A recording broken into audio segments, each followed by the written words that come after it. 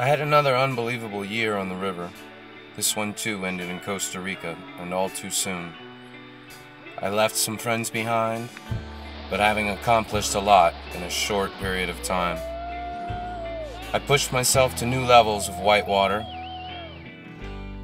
I encountered 2 new rivers, and a heck of a lot of new, better friends. So I fell the other way, but hell couldn't hold me. The devil must be getting soft in his old age, breathing in the scenery like a hungry. And then before I knew it, I was gone and back in the desert.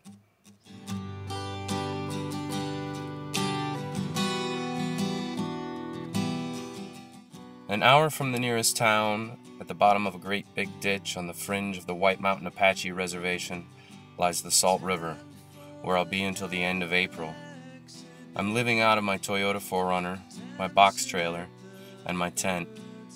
This is the setup I'll have with me until November. I plan on doing a few gear reviews and adding them to the website this year, in case you ever wanted to live out of a tent for an extended period of time. Some tips that might make it easier and a little more comfortable.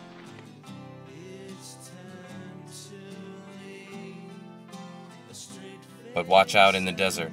Although it's green and blooming this year and full of flowers, everything here is hostile. Every plant seems to have thorns. And somewhere through the thicket of all of it, there lies a river. And it's growing. Winter rains brought the Salt River to a head in January, with water levels exceeding 60,000 cubic feet per second. The immense and record-level flow scoured the banks of the river, sending trees and other debris downstream. The Forest Service is still picking up tires that have been washed away by the river. The high water level also took out the road we used to get to our full-day takeout. We had to do double dips, running shorter trips until the Apaches could get the road repaired. It involved trucking in dump truckloads of fill dirt and packing it down over the rockfall from cliffs at the side of the river.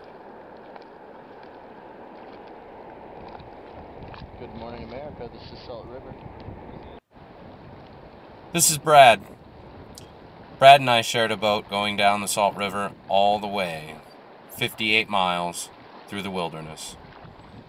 The trip features exotic sights, such as these salt banks, sacred in Apache lore. This is where their universe began.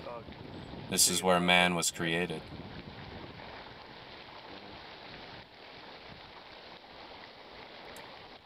Most of the sacred Apache sites are no-stop zones, so we must float by and just take it in with our eyes. Look at that. There's a big cavern in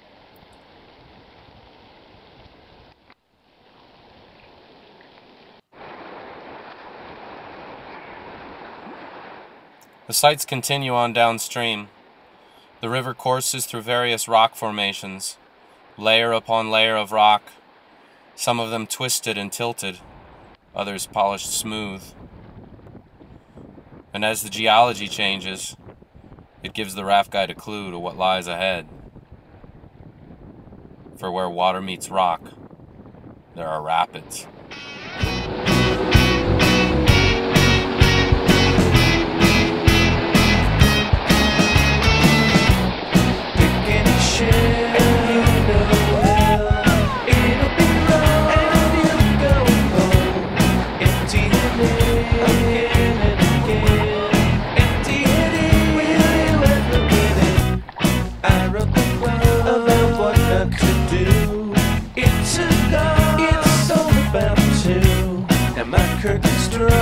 It's the best I've ever drew. A little incentive is what I need. A gold-plated carrot. With a good day of whitewater behind us, we stopped to make camp. We found a big sandy beach with a great view of the sunset and a perfect vantage point to watch the moon come up. The conversation gave me plenty of time to get to know the crew of the other boat on this trip, Jack and Ian. Jack's a former Wilderness Aware manager on the Salt. Ian still works for Wilderness Aware as a guide on the Arkansas in the summer. Eventually the sun came down, the moon went up, and the music started. Greenest green I have ever seen. But before we knew it, the sun was coming up, and it was time to hit the river again. A serious day of whitewater lay ahead of us.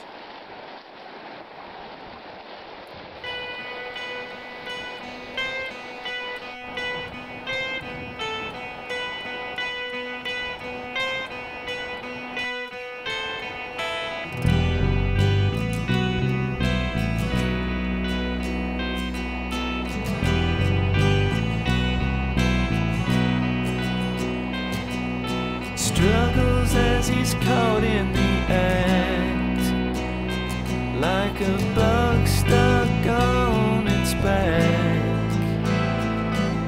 Does anybody here smell that? I smell a rat. Big shelf. All the way down, if you go across it, that's what created Quartzite Falls. Brad's exactly right with his geological interpretation. At mile 28.3, the Salt River takes a bend over a quartzite ledge that has been tilted into the air. This formerly created a Class 6 unpassable rapid.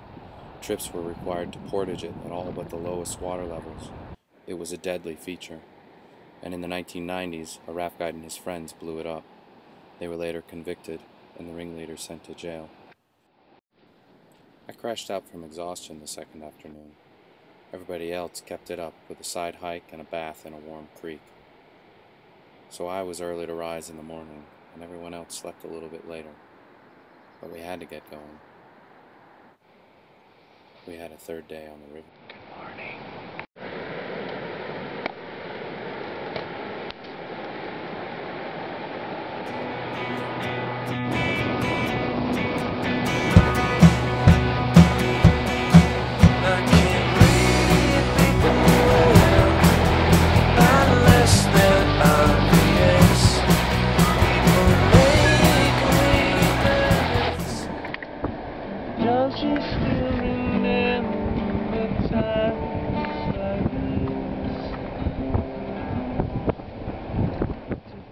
Shh!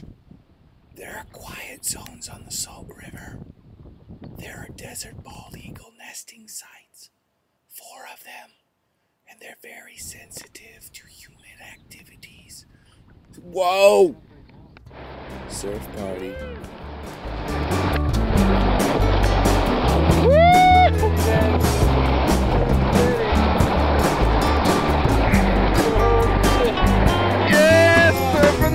Ignorance is bliss. Gave me a kiss. Ever since you kissed my lips, I've been looking for the words for this. Enjoy the surfing. Gave me a kiss, and ever since you kissed my lips, I've been looking for the words for this. Sex and violence. Well, we got to get a move on to the takeout, so everybody keep thinking those downstream thoughts, and we'll see you next time. Simply stay.